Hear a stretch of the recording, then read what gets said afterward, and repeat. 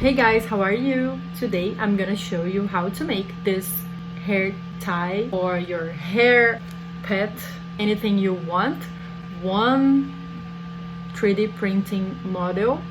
You can change the pattern inside of the fabric, and this model you don't have to glue or sewing machine or anything.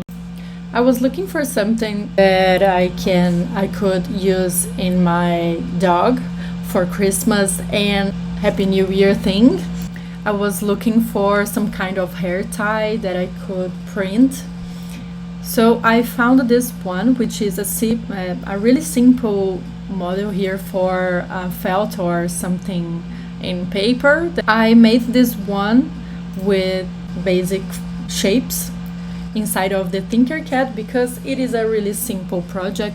I made these two holes here that I could fold the side and insert here, or maybe something that I could fix the color of the pet. So when I bring here to the Cura software for 3D printing, I have this model here which is totally filled. I don't want it. I wanted to have like a lace. I just made with no top and no bottom, and when I slice it, I have 3 layers of only infill here, so I can customize with more infill or less. I want to make with only 10 just to see better. And also we can change lines to cubic for you to see the difference. Okay?